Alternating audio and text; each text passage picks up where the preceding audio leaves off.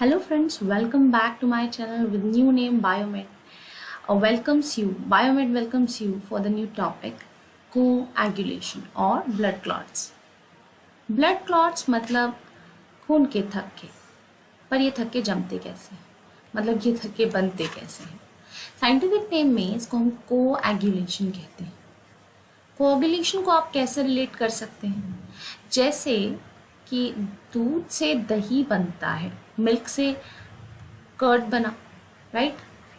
अगर हम देखें तो मिल्क एक लिक्विड पार्ट है और कर्ड में थोड़ी सॉलिड कंसिस्टेंसी होती है। एग योक से हम ऑमलेट बना लेते हैं जो कि एक लिक्विड कंसिस्टेंसी है, और उसमें ऑमलेट जब बन रहा है तो वो एक सॉलिड कंसिस्टेंसी है। सो ये लिक्विड से सॉलिड कंसिस्टेंसी जब बन रही है तो यही कोएगुलेशन है। बट कोएगुलेशन हो किसका रहा है? किसी प्रोटीन का, यानी लिक्विड प्रोटीन कंसिस्टेंसी जो है वो सॉलिड कंसिस्टेंसी में कन्वर्ट हो जाती है। ऐसा ही कुछ होता है ब्लड कोएगुलेशन में भी, जब ब्लड कोएगुलेट हो जाता है in the form of blood clots. यानी जब भी हमें इंजरी होती है कुछ 3 से 6 मिनट के बाद जो कट ओपन एरिया है उसमें एक ब्राउन कलर की लेयर आ जाती है जो कि वह बना देती है खून के थक्के या फिर ब्लड क्लॉट्स या कोएगुलेशन, ब्लड कोएगुलेशन। ऐसा ही तब भी होता है हमारे ब्लड के अंदर जब गलत ब्लड ट्रांसमिट हो जाता है। उसके बारे में हम अलग वीडियो में पढ़ेंगे। आज हम सिर्फ पढ़ते हैं जब हमें इंजरी होती है तब ब्लड क्लॉट बनता है, उसमें क्या होता है, how blood clot forms, right? So जब हमारा कोई इंजरी पार्ट कट ओपन होता है तो उसमें से क्या निकलता है? ब्लड। आपको पता है ब्लड के 4 कंपोनेंट हैं। प्लाज्मा जो कि एक लिक्विड कंसिस्टेंसी पार्ट है जिसमें बाकी सारे तीनों सेल कंसिस्टेंसी होती है, यानी WBC, RBC और प्लेटलेट। जहां WBC फाइटर सेल्स हैं, RBC का काम है ऑक्सीजन ट्रांसपोर्ट करना, प्लेटलेट्स हैं जो कि रिस्पॉन्सिबल है फॉर दिस ब्लड क्लॉटिंग, इन्हीं का फंक्शन है। जब ये इंजर्ड पार्ट से निकले तो प्लेटलेट्स ने एक प्रोटीन रिलीज करा।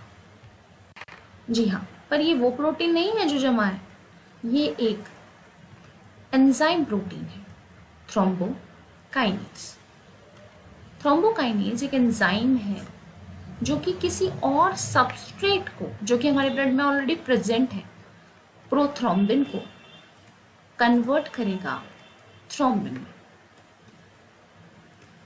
यानी कट ओपन एरिया से इंजर्ड पार्ट से जो प्लेटलेट है वो ये, जब भी इंजरी होती है तो इंजर्ड पार्ट जो है वो ये वाला प्रोटीन प्लेटलेट के जरिए रिलीज करता है।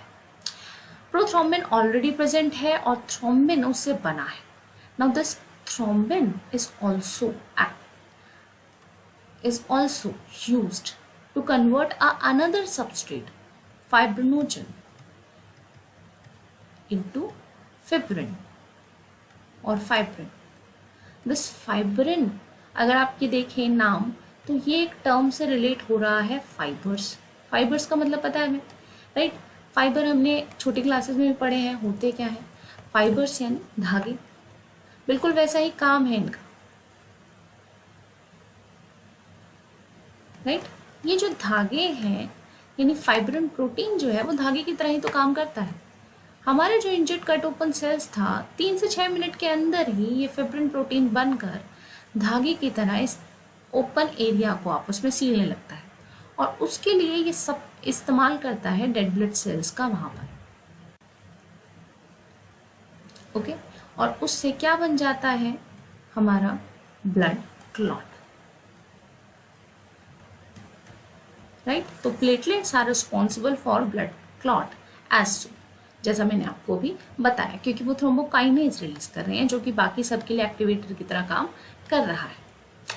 नाउ यानी एक तरह से एक चेन रिएक्शन है, पहले ये बना, फिर इसने इसको बनाया, फिर इसने इनको एक्टिवेट करके ये बनाया।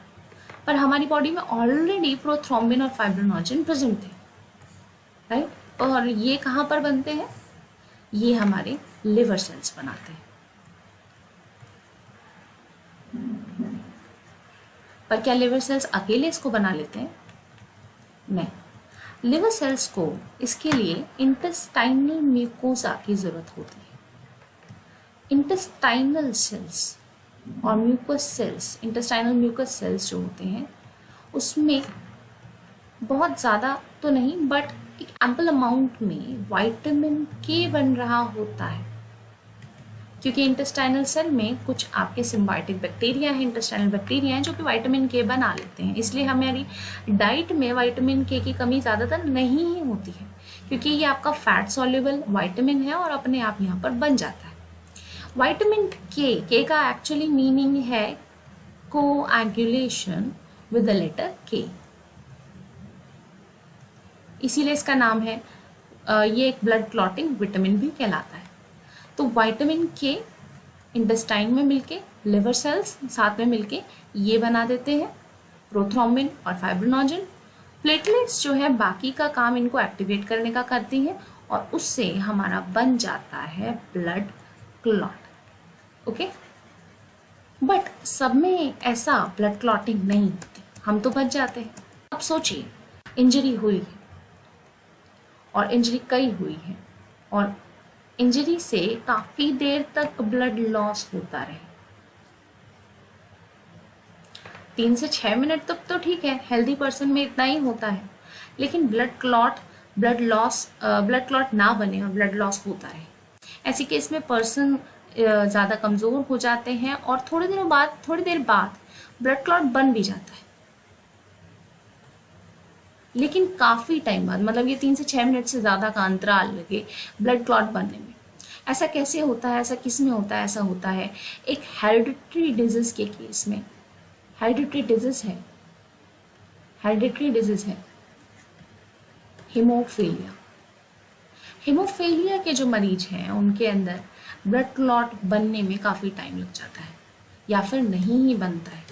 This hereditary disease actually forms due to marriages between cousins. Cousin marriages में ज़्यादातर ये केस बच्चों में देखा जाता है कि हीमोफीलिया जो है वो उनमें होती है। नहीं डिस्कस करें, we are also going to discuss in the another topic hereditary disease.